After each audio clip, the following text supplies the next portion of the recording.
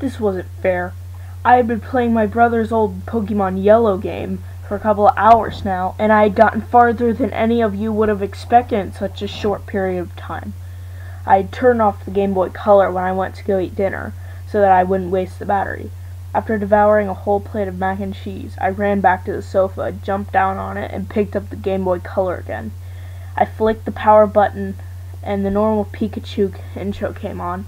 After pressing start, I was given two options: new game and options. This had infuriated me. I had saved my game when I turned it off, so why didn't I have the option continue?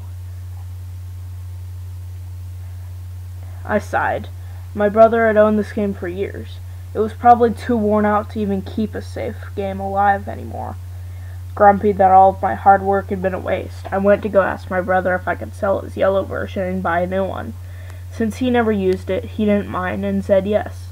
I went to my GameStop and went to have a look around the other Pokemon games for sale.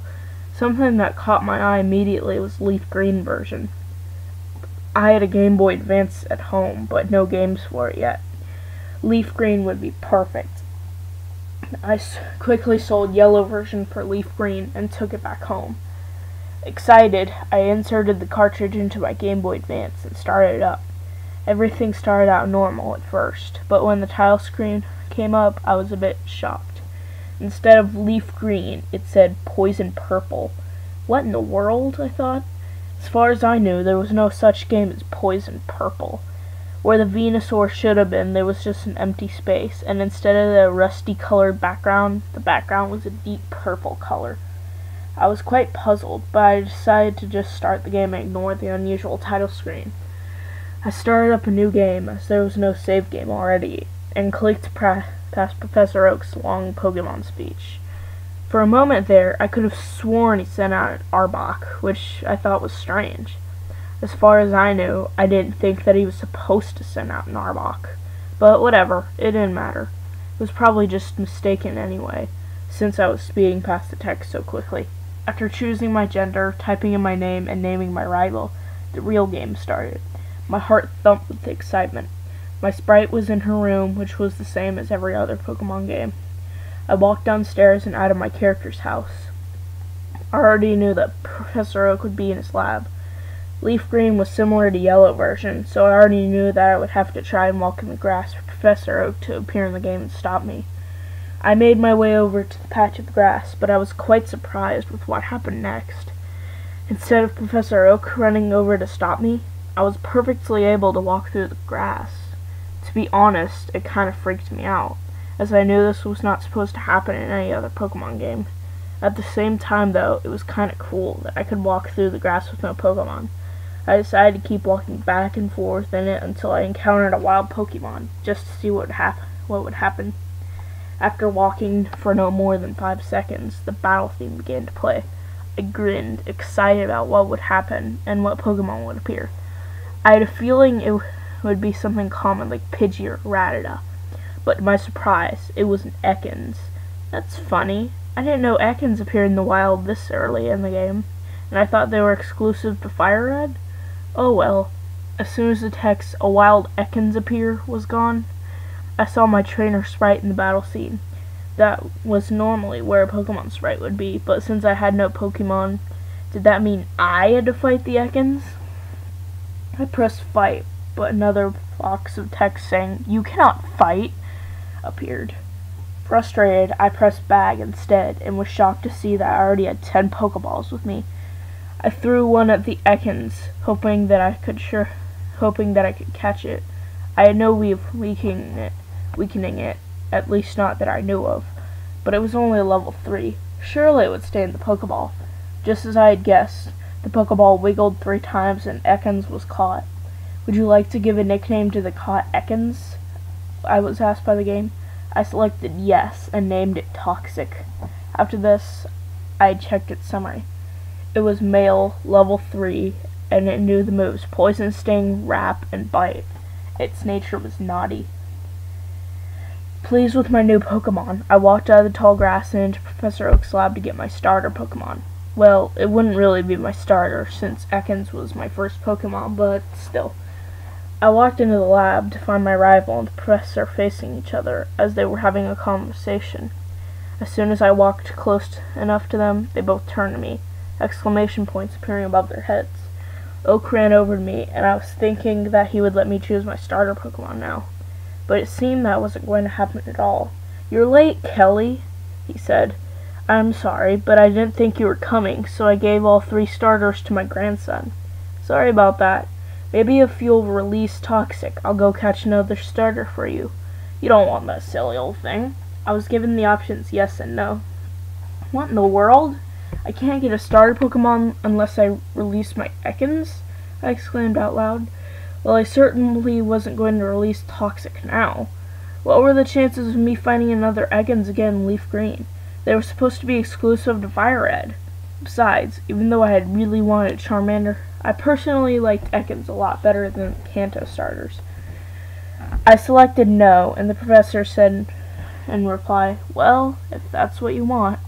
After obtaining my Pokedex and whatnot, I walked out of the lab and through the tall grass to Viridian City.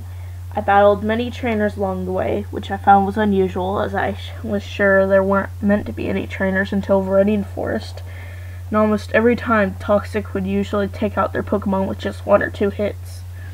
Once I got to Viridian City, I went into the Pokemon and was given Professor Oak's parcel to deliver to him. I quickly went back to Pallet Town, delivered Oak's parcel, and went to Pewter City. Defeating Brock and earning the Boulder Badge was a piece of cake with Toxic by my side, along with some help with my other Pokemon as well. I was also quite happy when Toxic evolved into Arbok after defeating one of Brock's Geodudes. As soon as I beat Brock, though, he said something that shocked me a little. "Are you sure you want to keep that Arbok of yours?" And after that, I received my prize money. I felt a little uncomfortable now. First, Oak had mentioned Toxic, and now Brock too. I tried to ignore these thoughts, nagging me like a fly. After defeating Brock, I made my way to Mount Moon, and then to Cerulean City, where I could battle Misty and earn the Cascade Badge. I wanted to level up my team a bit more before I challenged Misty, though, so I walked all over the Nugget Bridge and soon met my rival again. He challenged me to a battle, and just like always, I wiped out all of his Pokemon with Toxic. After he had been defeated, he said something similar to what Oak and Brock had said. "You caught an Arbok? So that's why I couldn't beat you. Hurry up and release that stupid thing." I was getting more and more freaked out all the time by all of these changes to the game, and what everyone was saying about my Arbok. What was so bad about it? I sighed. Well, I guess there was nothing I could do about it. No matter what any of these NPCs says, I was going to keep Toxic as part of my team for as long as I played Leaf Green. I continued walking on the Nugget Bridge, battling any other trainers along the way. Each time I defeated them, they would always say something similar about my Arbok, just as the other NPCs had. They would say things like, "Mommy told me that Arbok are mean," or "Someday the Arbok won't listen to you anymore. It acts friendly right now, but just you wait." Of course, I didn't believe any of this. I just played through the game like nothing happened. But after defeating the last trainer on the Nugget Bridge, I started to think differently. After defeating the last trainer, text popped up saying, "Arbok are often known to..." But before the NPC could finish the sentence, the game froze. Confused, I turned it off and on, then I turned it off and then turned it back on. Luckily, I had saved right next to the Nugget Bridge, so I hadn't lost much of my hard work. All I had to do was defeat my rival and the other trainers again, and that wouldn't be hard to do with Toxic by my side. But after pressing continue on the start menu, I had to cover my mouth to stop myself from screaming. The Nugget Bridge was broken in half, which made it impossible to cross, and there were tiny red pixels sprinkled all over it, which I guess were drops of blood. All the NPCs, including my rival and the trainers on the other side of the broken Nugget Bridge, were lying down on their backs with puddles of blood surrounding them. Everything looked absolutely ruined. This was surely far too violent to put in a children's game, wasn't it? Before I could make my character walk anywhere, an Arbok sprite wiggled over to me slowly, and a text box pops up saying, "Hi, trainer. Are you ready to play?" I was now utterly scared, and I wished I had listened to all those NPCs telling me to get rid of Toxic. Before I knew what even happened, my GBA turned off. I was a bit scared to turn it back on, but I wanted to know what happened. It almost seemed as if I had fallen asleep after Toxic had said, "Hi trainer, are you ready to play?" But I knew I had been wide awake. I switched the power button back on and was brought to the start menu. I was unbelievably scared with what I saw next. The save game was named Toxic's Game. I deleted the save file, took the cartridge out of my GBA, stuck it in a cardboard box, and threw the box in the trash. Not sure how that game came into existence or what made it.